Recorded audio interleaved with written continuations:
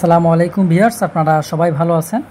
আজকে আমরা 3 রুমের একটি বাড়ির ডিজাইন দেখব এবং সেই সাথে এই 3 রুমের সাথে একটি কিচেন রুম এবং পাশাপাশি দুইটি টয়লেট, একটি হচ্ছে অ্যাটাচড, একটি হচ্ছে কমন টয়লেট।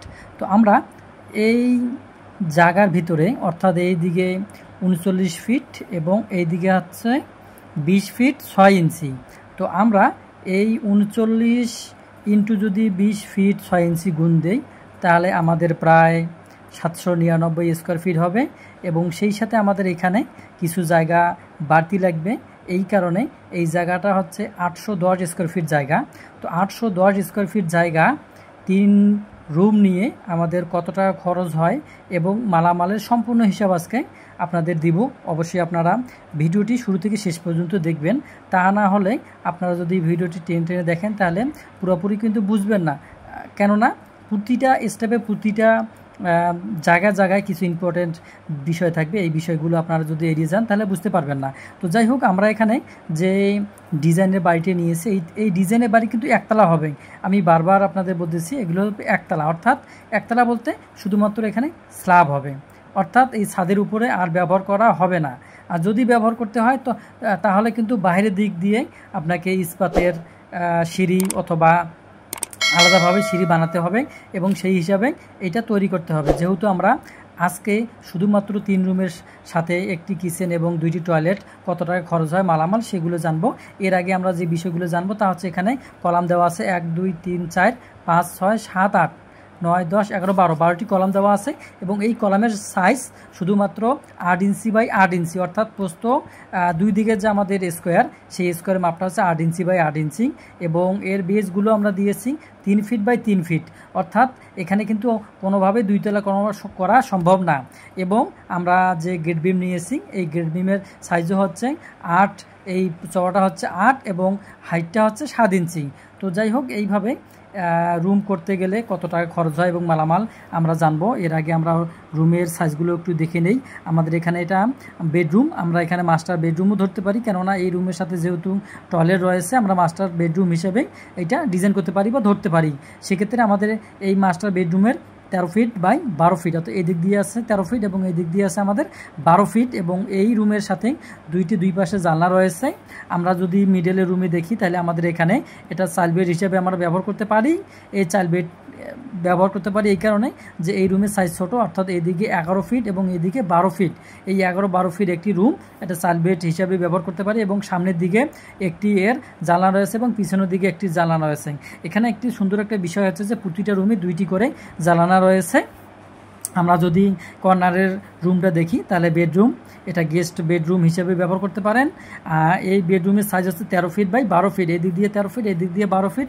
আর এই রুমের সাথে 2টি জানালা রয়েছে বাহিরের দিক দিয়ে, যাতে সহজে আলো বাতাস প্রবেশ করতে পারে। আমরা যদি সামনের দিকে দেখি তাহলে আমরা এখানে একটা বারান্দা হিসেবে দেখতে পারবো। আর এই জায়গাটাতে আমাদের 6 ফিট বাই 7 ফিট, অর্থাৎ এই দিক দিয়ে 6 ফিট এবং এই দিক দিয়ে 7 ফিট একটা কিচেন রুম রয়েছে। এই কিচেন রুমের সাথে শুধুমাত্র একটি জানালা রয়েছে বাইরের দিক দিয়ে এবং দরজা তো থাকবেই। তো যাই হোক, আপনারা ইচ্ছা করলে দরজাটা বাদ দিতে পারেন, ওপেন রাখতে পারেন, কোনো সমস্যা নেই। আমরা যদি দেখি আমাদের এখানে পাশাপাশি 2টি টয়লেট ব্যবহার করা হয়েছে। একটা এই রুমের দিক দিয়ে, এটা হচ্ছে অ্যাটাচ টয়লেট। এই অ্যাটাচ টয়লেটের সাইজ হচ্ছে 7 ফিট বাই 4 ফিট, অর্থাৎ এই লম্বা যে পাশটা দেখতেছেন এটা হচ্ছে 7 ফিট এবং এই দিক দিয়ে শর্ট মাপ এটা হচ্ছে 4 ফিট, অর্থাৎ 7 ফিট বাই 4 ফিট একটা টয়লেট, এটা হচ্ছে অ্যাটাচ টয়লেট। এবং এই দিকে একটা টয়লেট আছে, এটা হচ্ছে কমন টয়লেট।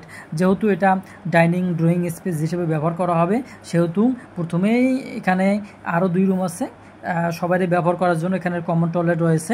আর এই কমন টয়লেট সাইজ হচ্ছে 7 ফিট বাই 4 ফিট।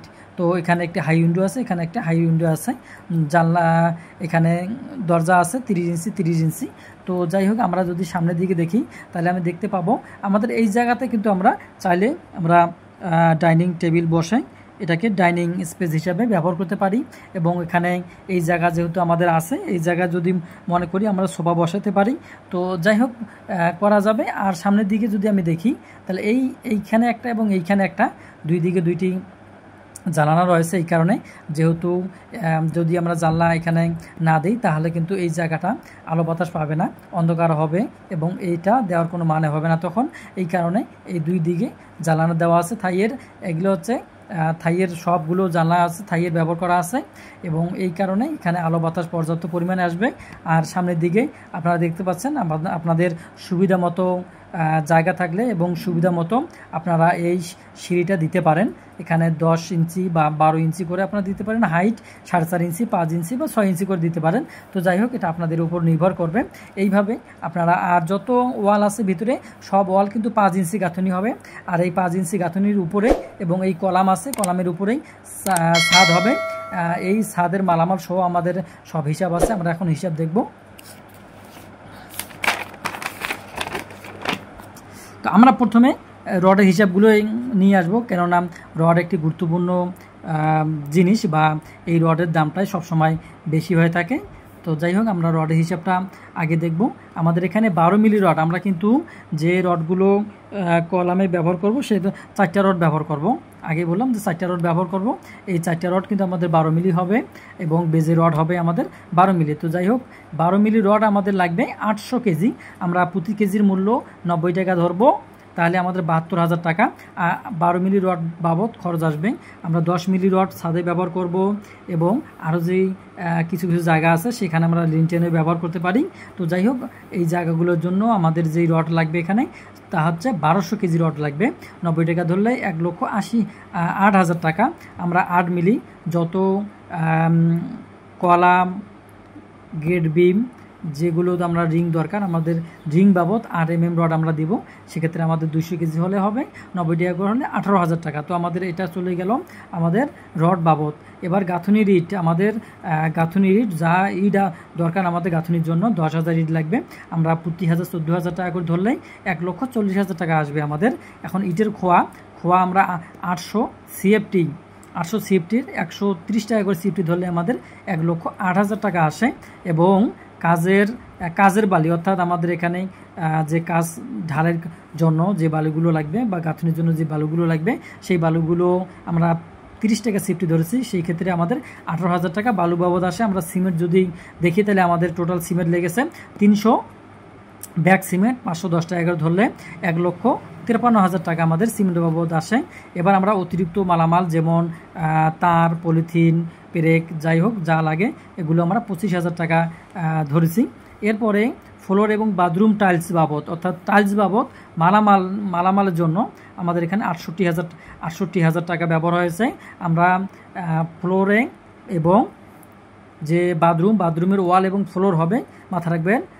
আর এই সাইজ হলো বাথরুমের যে ফ্লোর সেটা হবে 12 ইঞ্চি বাই 12 ইঞ্চি এবং আমাদের যে বাথরুমের ওয়াল হবে সেই ওয়াল হবে 8 বাই 12 ইঞ্চি। তো ব্যবহার করা হয়েছে এবং ফ্লোরের জন্য আমাদের 16 বাই 16 টাইলস ব্যবহার করা হয়েছে। এর জন্য আমাদের 68,000 টাকা খরচ হবে। আমরা ইলেকট্রিক, স্যানিটারি, মজুরি সহ মালামালে যদি হিসাব করি তাহলে আমরা দুইটাতে আমাদের 80,000 টাকা লাগবে। এরপর আমরা আসি ভিতরে এবং বাইরে রঙের কাজের জন্য। আমরা ভিতরে এবং বাইরের রঙের কাজ করব। আমরা যে রং সচরাচর করে থাকি সেই রঙগুলো দিয়ে আমরা কাজ করব। সেক্ষেত্রে আমাদের 80,000 টাকা খরচ হবে। এরপরে 11 নম্বর যে সিরিয়াল, দরজা জানলার গ্রিল বাবদ, আমরা যত আমাদের এখানে দরজার যে জানলার গ্রিল এবং দরজা সহ আমাদের 1,00,000 টাকা আমরা বরাদ্দ রেখেছি বা লাগবে আমাদের। এবার থাই গ্লাস যত গ্লাস আছে জানলাগুলোতে, গ্লাস বাবদ আমাদের 60,000 টাকা খরচ আসবে। আমরা যদি দেখি টাইলসের মজুরি বাবদ 20,000 টাকা। এই যে আমরা এখানে টাইলস কিনলাম, এই টাইলসের মজুরি আমরা 20,000 টাকা ধরলাম। এরপরে রাজমিস্ত্রি খরচ, অর্থাৎ আমরা যদি এটাকে কন্ট্রাক্ট দেই 810 স্কোয়ার ফিট হিসাবে আমাদের 1,80,000 টাকা এই রাজ এবং রডের মিস্ত্রি বাবদ আসবে, কন্ট্রাক্টর বিল। এরপর আমরা আরও আনুষঙ্গিক কিছু খরচ ধরলাম। অবশ্যই একটা কাজ করার জন্য কিছু খরচ দরকার হয়, আর এই জন্য এখানে 24,000 টাকা খরচ। আমরা এখন যদি এটাকে মোট করি তাহলে আমাদের কত টাকা খরচ হবে আমরা এখন লিখব। আমাদের এখানে 12,50,000 টাকা খরচ আসবে। এখন একটা গুরুত্বপূর্ণ কথা না বললে নয়, সেটা হচ্ছে যে এই মালামাল এবং খরচের হিসাবটা অনেক সময় জায়গা এবং এলাকার ভেদে কম বেশি হয়। অনেক সময় দেখা যায় যে আমি যে রেটে দাম ধরছি আপনারা এর থেকে কমও রেটে পেতে পারেন, অথবা দেখা যায় জায়গার অনুযায়ী অনেক সময় রেটগুলো বেশি হয়ে থাকে।